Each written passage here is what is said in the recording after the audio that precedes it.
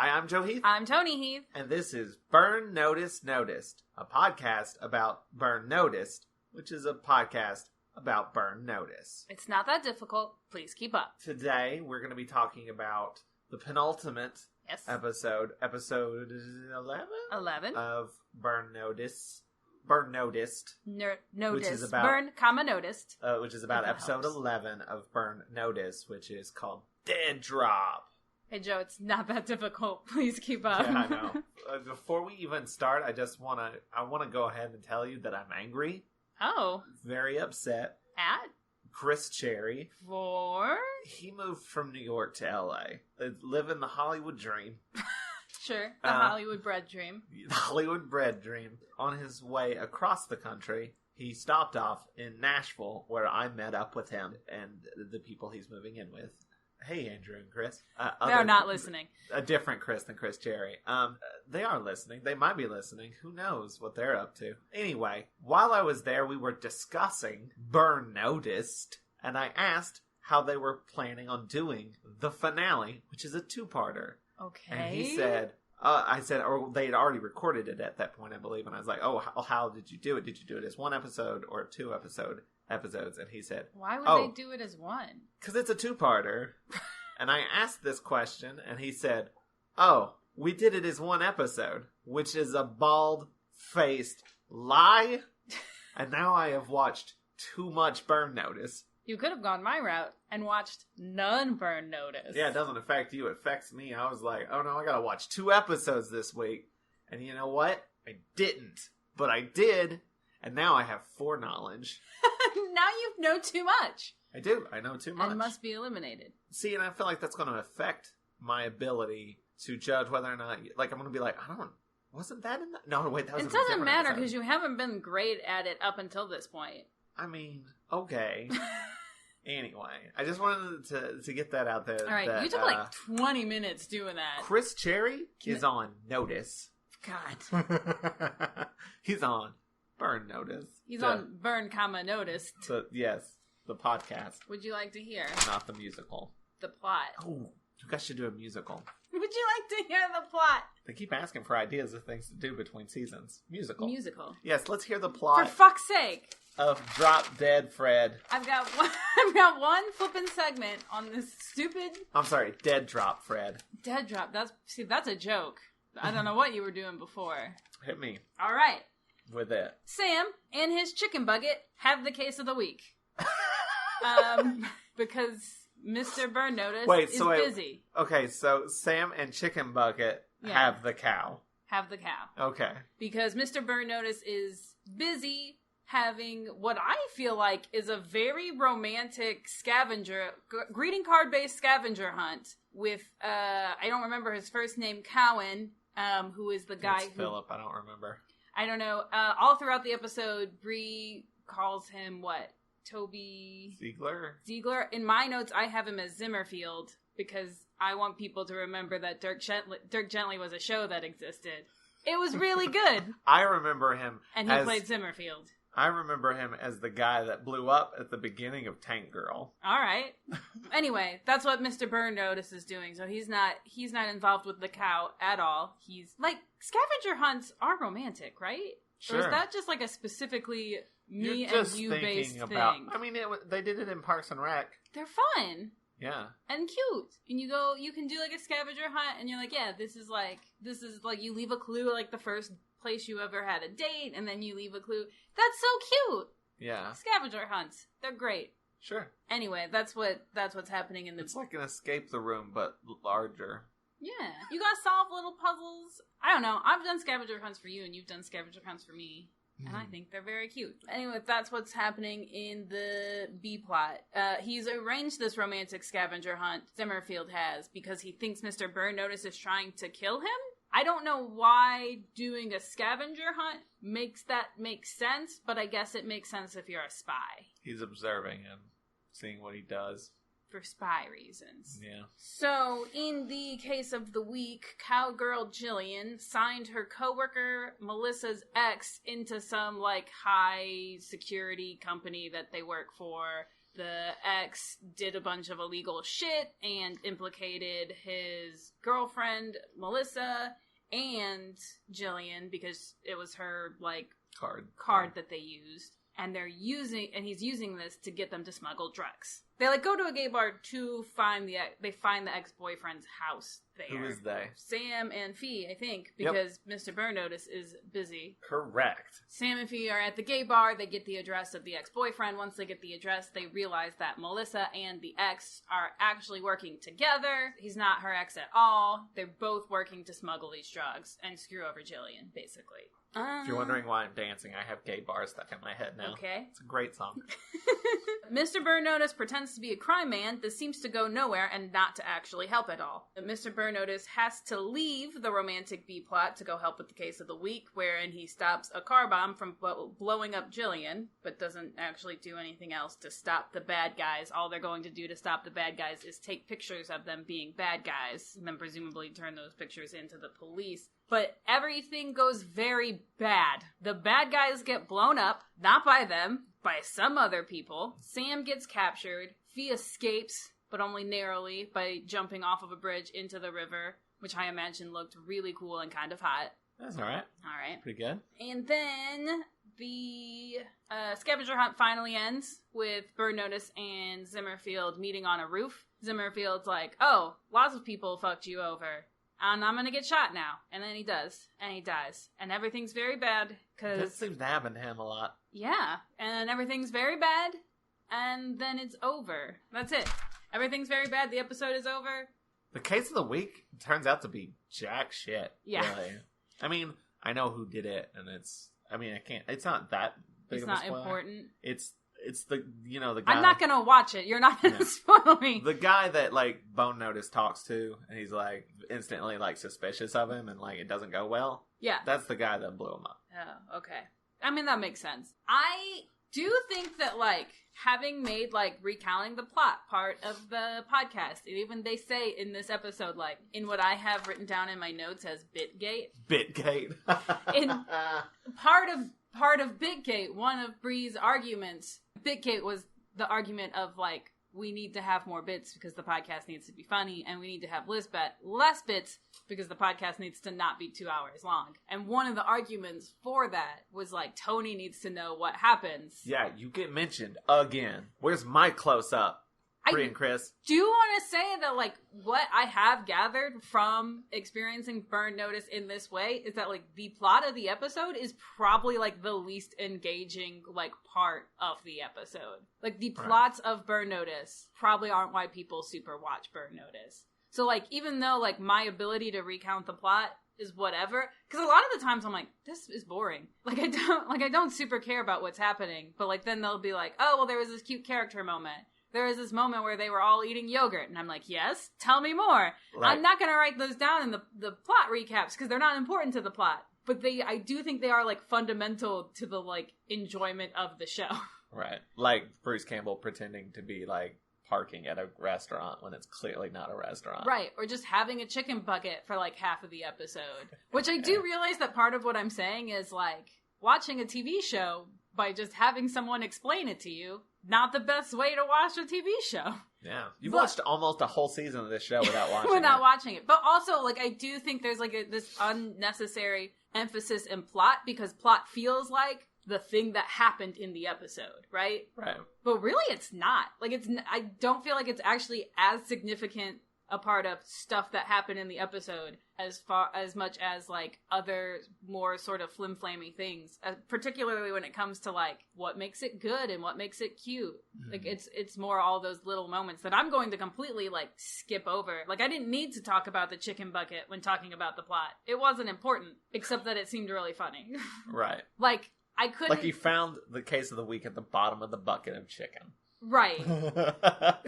But I was thinking about this. I was like, it would be like trying to explain why Crackers Don't Matter is a really good episode by explaining the plot to Crackers Don't Matter. First of all, could you imagine trying to explain the plot of Crackers Don't Matter to someone? No. I don't even remember the plot. I don't remember the plot either. What I do remember, Crackers Don't Matter, by the way, in case you're not with me on this, is an episode of Farscape. And it's one of the best episodes of Farscape because it's one of the most bonkers episodes of Farscape. It doesn't fully make sense in the way that, like, it doesn't need to. Or part of what makes the episode great is that, like, the characters are absolutely losing their fucking shit. All of them. They're all just losing their goddamn minds. When are we going to do that Farscape podcast? I don't know. I'd love to. But, like, if I just, like, sat down and was like, and this is what happened, and this is what happened, and this is what happened, you'd be like, okay. But, like, you wouldn't understand that it's fucking bonkers in a way that's so very satisfying. Because, like, I feel like all of those little bits are, like, part of what makes a satisfying show. And actually, they talk about it in the episode where I think Bri calls it living in the weirdness. Mm-hmm. Bri or Chris, I don't remember which one of them said it. But, like, Fee's just doing something odd. She's nibbling on a chip, which is 100% something that I have done. Where you're just like, I'm gonna eat this cookie, but only, like, very slowly in a rotation because you're not, like, doing anything else on a Saturday. Yeah, and I think that applies to the podcast as well, as I'm less interested in the plot and more interested in them. Living in the weirdness, yeah, having their bits. I want to hear their thoughts on it. I don't want to hear just what happened. I want to hear what they thought about it. I want to hear their weird tangents. I want to hear them. The episode is a springboard for their thoughts. I think that is something that, like, makes, like, a really successful show is when you have characters that just feel like people, and they just feel like people because they're allowed to be weird. Like, because they're doing weird shit, and everyone's like, yeah, that's just, Fee does that sometimes. Like, right. Because that's how people are. Yeah, and it's like in the episode of Burn Notice, the plot is there just for them to have something to do and react to and have these moments. It's just a structure for them to play off of. Yeah. It's not the sole reason for the show. Like, it's not the sole thing of the show. Is here's the plot. It's I don't know if that means we have to rethink, like, my ability to recount it being a criteria of, like, what makes a good episode, though. Like, it's because, truthfully, it feels like it's not super important. God. I know. Oh, listen, at this point, I've very firmly decided that the criteria does not fucking matter. It is also just a, like, structure for us to springboard our criticism on. It's not necessarily, like... Do we need between seasons, do we need to, like, completely restructure do we need to figure out a better set of criteria? Or how how we're presenting it? I don't think so. I think we just need to say it doesn't fucking matter. Like, here's our criteria. We don't adhere to it at all. Do not expect us to. Because I'm always going to change my mind about what I feel like is important. Like, in the moment, something might come up that I'm going to be like, this happened, that made this a good episode, and it's not part of our criteria, and I don't care. Because even though I didn't sit down and come up with it, like, our rubric is meaningless, and I'm fine with that. Okay. I'm fine with that. Now, we might want to sit down and, like, restructure the show. Like I said, I don't know how important it is for me to be able to recount the plot. But I also think we're going to need to sit down and have a conversation about whether or not we're going to do a season 2. Okay. Maybe not now. Right. Later. We still haven't finished season 1 yet. I thought we were. Anyway, those are my thoughts on plot and story structure and simultaneously podcast structure. Specifically, this podcast structure and Burn, Noticed. Like I said, I mean, I don't know if you want to talk about BitGate a little bit more and your thoughts and feelings on it when you're done typing a message. Sorry, we have a Kickstarter launching today, or we were supposed to, and there's problems happening. I'm just slightly distracted. I'm sorry. No, yeah, I mean, we cover pretty much everything. I mean, I just think be more rambly. Be rambly. Rambly's fun. Live in the weirdness. Live in the weirdness. I would listen to a 2-hour podcast. I do listen to 2-hour podcasts. Here's the thing. You and Chris both listen to podcasts like that, whereas me and I imagine Bri probably listen to more, like, highly produced things. Yeah, but these aren't, like, highly produced podcasts. Like, these type of podcasts are like conversational podcasts. They're not storytelling or the thing is narrative. And this is why I worry all the time about, like, when making a podcast is like, then it has to be a pretty damn good conversation. And if it's not, then you're like, oh well. You listen to 2-hour-long Adventure Zone episodes. Yeah, but that's a story. What's the difference? It's not a conversation. It has, like, a beginning, a middle, and an end. How long is My Brother, and Me? I don't listen to My Brother, and Me because it's not storytelling based. And so I have a hard time listening to it. What I do listen to is I will go to YouTube and I will pull up, like, compilations. Not even compilations. I just pull up one video and YouTube like automatically plays whatever related videos at once. So you pull up like one, animated thing, and then you just hear all of the best bits all together. So it's like one really good episode as opposed to like listening to a whole 2-hour thing and being like, yeah, there were like some really good bits in there. I only listen to the best bits. Oh, I listen to the whole thing. I want it all. What if someone like doesn't put your favorite bit into any of the greatest bits? What if you like listen to it and like, that bit was there? Why isn't no one talking about this bit? That bit is great. I'm too lazy though. Like it's too much. It's too much content. Would you watch TV shows like that? Would I watch TV shows like that? They just cut out all the like filler episodes. I mean, I would watch sketch shows like that, like Saturday Night Live. I don't need to watch all of Saturday Night Live because it's pretty hit or miss. But if something's good enough, it'll be on YouTube the next day, and everyone will be talking about it, and then I'll watch that. But I'm not gonna watch the whole show. I got shit to do. Yeah, but like again, I don't know. I'm relying on other. It's exactly like the podcast, really. Okay, yeah, I am. I'm relying on other people to curate my experience. You're correct. Okay, but I'm not that worried about it because it's just like, what if you missed your favorite thing though? But like that's the thing. What do I miss? Like a joke? Like okay. I got a lot of shit going on, man. Like whether or not I miss like a joke in a podcast is not like highest on my list of priorities of like shit that's going on in my life. Okay, like we watched Doctor Who. When we started watching Doctor Who, instead of watching it all in order, we were like, we're just gonna watch the ones that are highly regarded. Oh, I see where you're going with this.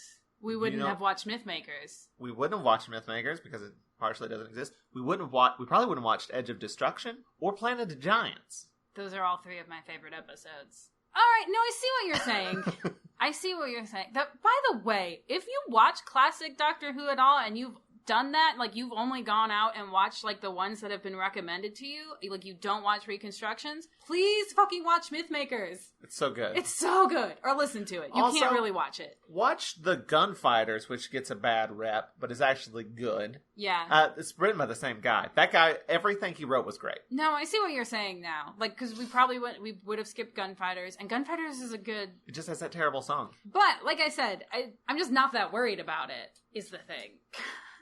All right. Like, so I miss a bit that might be my favorite bit. It's sad, but it's not that sad. Opposite of how I am as a person. As a person, yeah. No, I understand. Yeah. This is why you're a completionist. Yeah. Because you have FOMO. FOMO? Yeah. What's that? Fear of missing out. Oh, yes. 100%. I want to consume everything. Because you might miss something. Exactly. I don't have FOMO. You do. Like, we've been trying to figure out what show we're going to watch next, just, like, casually. And we've decided Warehouse 13, which means we have to watch Eureka first. We had like a whole conversation about it because I started watching Eureka. I never finished it, but I watched almost all of Warehouse 13 except for the last season because I was like watching it on Hulu or something, and it didn't. There was like a delay on when it went up streaming, and so I just never figured out how Warehouse 13 ended. And they have it at the library, and every time I see it at the library, I'm like, I would really like to get the last season of Warehouse 13, but I'd have to go back from the beginning. And if I do that, I'm going to have to watch it like alone when Joe's not home, because if I wanted to watch all of Warehouse 13 with Joe, I would have to go back and watch all of Eureka. And now we're going back and we're watching all of Eureka so that I can watch the last season of Warehouse 13. I'm not like stopping you, but... Yeah, but you're also like always at the house. I'm not just going to watch the last season of Warehouse 13. Well, no. You would start at season 1 of Warehouse 13, so you remembered everything that happens in Warehouse 13 when you watch the last season of Warehouse 13. Right, but I also need... They have crossovers. I mean, a little bit. What's absolutely wild is not just that we're going to go back and watch Eureka and then watch Warehouse 13. There's also a web series. Is there? Yeah, there's a Eureka web series. But we're going to have to watch them in air order. Even though there's like, you say there are crossovers. Like a character comes over to Warehouse 13 and he's like, hey, remember me when I was on Eureka? And they're like, no. And I was like, okay, bye. Like that's the extent of the crossovers. I'm still going to have to end up being like watching an episode of Eureka, an episode of Warehouse 13, an episode of Eureka, an episode of Warehouse 13, because that's how they were, that's their air dates. That's how they were released. I think that brings up interesting like comparisons and stuff though. sometimes. Like Maybe. even when like Buffy and Angel weren't like doing crossovers, even watching them in that order sometimes led to interesting juxtapositions. Sure. Anyway, I'll do it because I want to watch Warehouse 13 and I love my husband. So who knows why? Do you want to talk about Hollywood Bread? Sure. They talk about Hollywood Bread because it's a building in the episode of Burn Notice. It may or may not exist anymore. But like I was like, that's such a distinct name that I Googled it. And like the history of Hollywood Bread is like bizarre. There was so much more of it than I expected there to be. I expected it to be like, yeah, there was a company called Hollywood Bread. It's not a company anymore. The end. It was planned to be demolished and rebuilt either last year. I don't know if it has been yet or not, though. But this is the story. Which we found on abandonedflorida.com /Hollywood-bread-building. Hollywood Bread was an actual brand of bread from the 1940s. The originator was Eleanor Roth. She was married and divorced like 3 times, and like she married a dude when she was 15. When she was 15, a Notre Dame football player, Jimmy McQuern. She met a stockbroker after divorcing him 3 years later, and then they would marry that same year. So when she was 18, then they divorced 2 years later, and then she married. So she's 20 now. She's 20 now and twice divorced. And the same year she got divorced the second time, she married another guy, advertising genius, Don Dunkel. And all of these people are abusive as fuck. She's had 3 kids so far, one with each. And then she goes on to make bread out of vegetables because she wanted to lose weight but really liked having toast in the morning. But she couldn't figure out how to make it lower calorie, so she just made the slices thinner. Yeah. That's Hollywood Bread. It was made up of parsley, celery, carrots, cabbage, cauliflower, artichoke, lettuce, and pumpkin, and a smidge of seaweed. The rest was flour, honey, skim milk, molasses, and malt. No sugar, and no shortening. And apparently, it says really the final product has a good flavor, which I don't know that. I can't verify that. That feels like an opinion, not a fact. So she opened up a franchise. Her husband, by the way, California. wouldn't invest in it, and she got someone else to invest in it, and then she made like a shit ton of money. So fuck that guy. Movie stars such as Elizabeth Taylor, Joan Crawford, Jane Russell, Judy Garland, Grace Kelly, and Joan Fontaine gave Eleanor permission to place their pictures inside stars on the bread wrapper. So it's like celebrity-endorsed Hollywood Bread. Hollywood Bread. It's your fancy bread. She eventually opened the building in Florida, which is, I believe, Hollywood, Florida. I mean, I think all the rest of this is boring. She also opened other companies, too, like a Hollywood Diet Cola company. What happened to that? I mean, they all went under eventually, but she also had Hollywood House of Beauty, offering facials and hairstyling from some of the top stylists and facial specialists in the country. She also owned Hollywood Diet Cola Company, the Hopkins Patwell Advertising Agency, and the Elam Health Food Company. And then after that, it just kind of went to shit. I mean, she died and everything went under. Then it caught fire, and then homeless people were living in it, and now they've torn it down. And I just did not expect there, like, I googled it out of like mild curiosity, and there was like this whole article about the history of it, and I was like, I did not expect Hollywood Bread to have so much information. That's the history of Hollywood Bread. That's the history of Hollywood Bread. Speaking of Hollywood and celebrities, let's talk about Wagner. Oh, good. I also have that written down because I did some googling. Because when they were like, how do you think you spell it? And I was like, well, I assume because of the way they're saying it, it's not Wagner, because that seems too obvious. Yeah, and I mean, like, that is how I had it written down. I had it written down as Waggoner because it was the name of a celebrity that I knew. Oh, really? Yeah. Lyle Waggoner played Steve Trevor in the Wonder Woman series.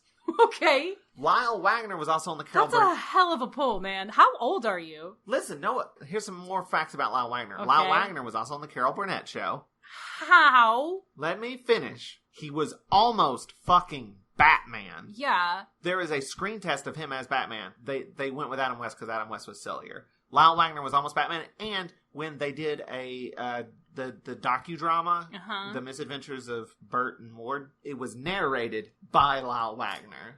How old are you? I'm not old. I'm a nerd. That's all comic book shit. Well, except for Carol Burnett. That's comedy shit. It's like, if you know anything about Batman, the 60s show... Because you're ancient. You know that Lyle Waggoner was almost Batman. Anyway. I've seen that video. It's interesting. It would have been like a completely different take on Batman. Really? Yeah. It probably would have been more like Superman. It would have been more serious. I like Adam West Batman. Adam West is my favorite Batman. I'm pretty sure he's the reason why it's so campy. I mean, I love camp. That's not a secret. If you listen to any of our podcasts. But Lyle Wagner, he's a famous dude. There's a bunch of people named Wagner. Well, I also looked up, like, Wagoneer. That's where that word comes from. It's a last name, like, I don't know, Baker? Yeah. Layman? Sure. All those.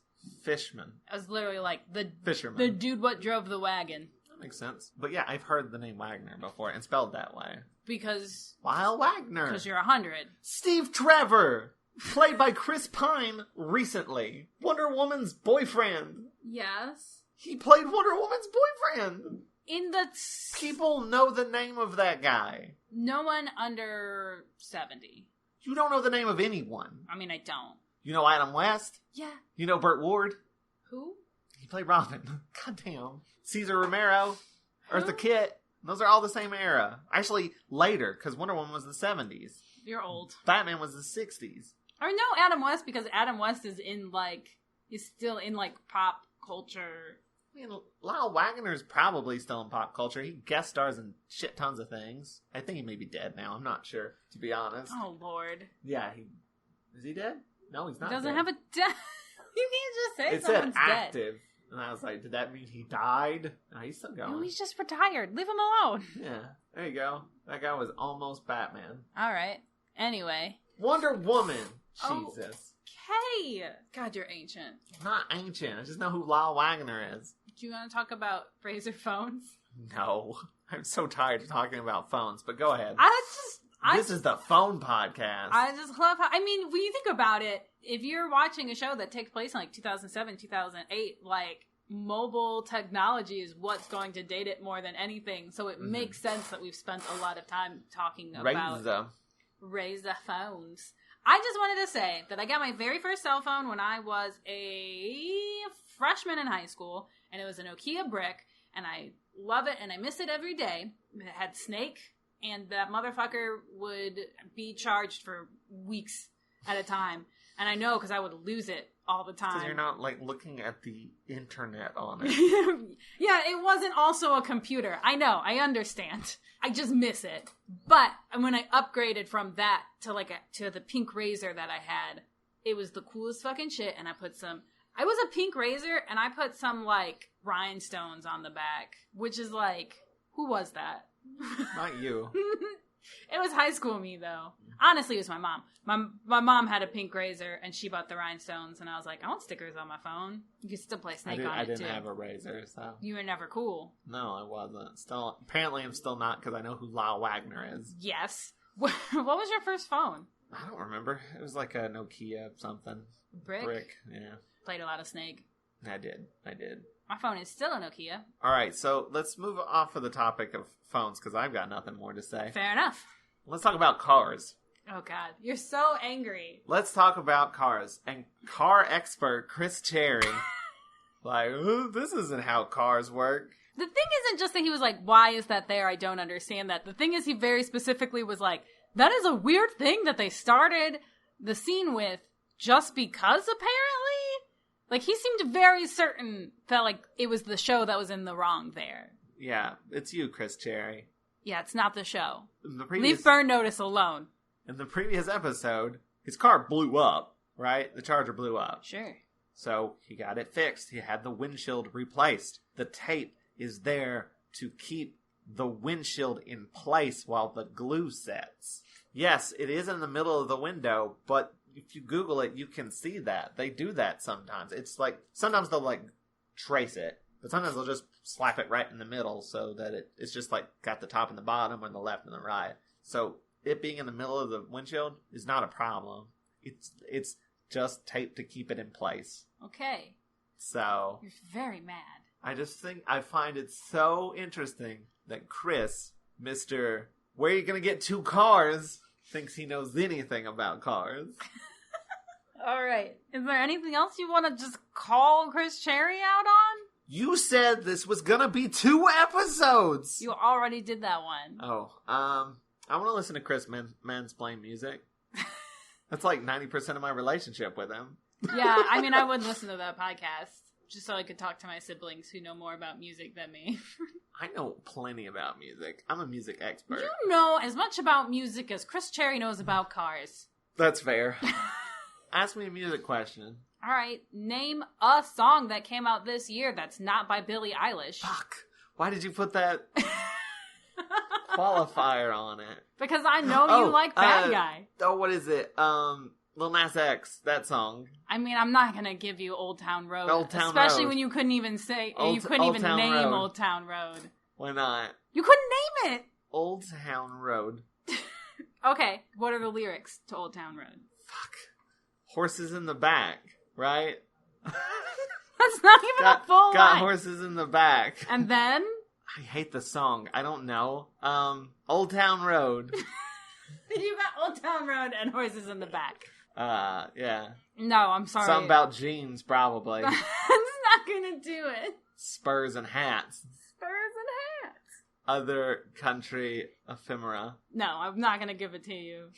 You don't know about music. I know plenty about music. Thanks. I just have a bunch of, like, jokes that I like. We both wrote down finger slurping. It was funny. It was funny. Finger slurping was funny. The whole Smuggler's Eve bit was funny. Steak up, then finishing at the same time, which Yeah. is very sexual. Very sexual podcast. Also, I feel like not that hard. I'm just gonna throw that out there. Wow. I'm just saying, they said it was very rare, and I'm like, I feel like it's that rare. Just airing our laundry. All right. Really, it's a humble brag. It's fine. Yeah, and also when Bri said that the guy was on a different plane, and Chris was like, "No, he was on a roof," and I thought that whole bit was funny. Yeah, not a plane. It's a good twist on what she was saying. I feel like we started this podcast very strong, and now we're at the end. Yeah, I got nothing else. Yeah. Why you have theme question mark? Oh, okay, because there was an editing choice that I thought was very odd. Oh yeah, which was they took a break. They took a break, and they were on a break. To denote that they took a break, they just from Seinfeld. They just played. No, wait. Sorry, it was Acquaintances. I love that show. They actually it really does not hold up. They just put the theme song in there for like a little bit. From Friends. They just put the theme song from Friends in the middle of the podcast, and just the clapping part, which was very like it took me actually a while to figure out that that's what the clapping was from. Yeah. Except that I felt compelled to do it, and then like once I was clapping, I was like, oh, that's the clapping from Friends. It's weird that they did that because it's not even a Friends podcast, right? And I just thought that was a weird choice. It was a very peculiar choice. Maybe if they'd done the Burn Notice theme, it would have made sense. Or even like their own theme. Wait, maybe they did use the Burn Notice theme. Like the theme of their podcast? Let's take a break and find out. No, yeah, it was the Burn Notice theme. Yeah. I don't know why we thought it was Friends. I don't know. I'm glad we took the break to check. Are we ready to go into the end bit here? Yeah, man. Yeah, but don't do that. That was weird. Or do you think they should do that? I mean, I think you just say, like, you say, we're going to take a break. Then you can go into the music to denote that there is a break. Right. But you have to say before, and you have to... I thought the episode had just ended or started over, or was playing the next one or something. Yeah, I've had iTunes goof up sometimes, and it'll just start playing the next episode of a podcast, and I have to, like, go back to the other one. So, like, I think if you're going to go into a break like that, you just say, hey, we're going to take a break while I, like, look this up real quick. You play the outro music. I mean, you play your music. You come back, and you're like, okay, I looked it up. You just have to get in and out of it. Hi, I'm Joe Heath. You want to do our ratings, which we have decided are completely made up and don't matter at all? Sure, cool. And Ryan Stiles wins. Guess what? He has to do 4 verses of Hoedown. This was the best episode of Farscape so far. Was this a great episode of a podcast? Did it change how you think about something? It gave me a lot to think about. I don't know if it necessarily changed how... Well, no, you know what? That's not fair. Because I said... I changed how I think about, like, the plot and its sort of importance to enjoying the show. I feel, yeah, I'll give it that. It changed how I thought about something. Nice. I mean, it didn't change anything. That's what I've been saying from the beginning. Did it make you cry? It did not. It didn't make me cry either. Which one's next? Is it the flow or the laugh? I don't know. We've changed it. We've changed it a bunch of times. Does it flow? Yeah. Yeah. Well, other than that weird little dip. You're right. You know what? This was not a great episode of a podcast. You tried. You flew so close to the sun. Is me saying that cyberbullying? No. This is fuck you. That's cyberbullying, and now you know the difference. Nice. That was just an example. I push him over into the mud. That was an example of what cyberbullying would be like if we were to do it. Give but we me didn't. your lunch money. You can PayPal it. I think the kids use Venmo. Actually, they use Cash App. Snap Cash. Okay. Snap at me, please. So, was it a great episode of Burn, Notice? Was there the Bri and Chris dynamic? I mean, they call it out at the end, where Bri's like, that's the tension. I mean, there's also, there's the whole thing about, BitGate. Yeah, there was BitGate. That's definitely dynamic. I would like to change dynamic. It's the same, I have it be the exact same thing, but just call it living in the weirdness. Living in the weirdness? Yeah. It's the same, we're discussing their dynamic still. Right. Was it present? But, like, do they take a moment to just live in the weirdness? Right. Okay, sure. All right. They do. They do. They live in the weirdness. I feel like I know what happened in the episode of Burn Notice. Yes. Do I feel like I super care about what happened in the episode? No. But that's not the criteria. So, yes. Even though this one had an interesting plot twist right at the end of, like, guess what? The cow doesn't matter. Just like this rating system. Just like this part of the podcast. And the podcast in general, really. The thing is, like, a twist in a plot summary is not satisfying. It's just annoying. Where you're like, guess what? It doesn't matter. And you're like, well, fuck off. Then why are we even talking about it then? Did it make you laugh? To make me laugh. Was I entertained for the duration of the podcast? Yeah. We cut that one out ages ago. I mean, I feel like that's the same as did it make me laugh? It made me laugh. It's just like a lower bar. Yeah. Like, no, it didn't make me laugh out loud, but was I like thinking about laughing the whole time? Yeah. This one was funny. I don't think it was as funny as last episode. Yeah, I think it gave the last episode 9 Last yogurts. episode was kind of like the climax, the peak. Yeah, don't. I think I gave last episode 9 yogurts. This is like a 7.5. Because she orgasmed. Yeah, I know. I got it. Multiple times. Yeah, okay. Anyone make that supercut yet? Do you know what I really wanted to do for last episode, and I forgot, is I wanted to make that... The supercut? I have all this free time. I wanted to make the meats quiz. What woman you should date based on what meat you like. Yeah. I was like, that is a quiz that I have to make and put up on our Twitter, but I didn't, and I'm probably never going to. That sounds like a real meat cute. Oh. Yeah, that's what it would be called. Yeah. Yeah. Great episode of Burn Noticed. Great episode of Burn, Noticed. And, it does exist as an episode of a podcast, for sure. Yeah. And 7.5 yogurts. 7.5 yogurts. Yeah. I'll give it a 2.5 yogurt, just to round it up to 10. You can't do that! Isn't it accumulative?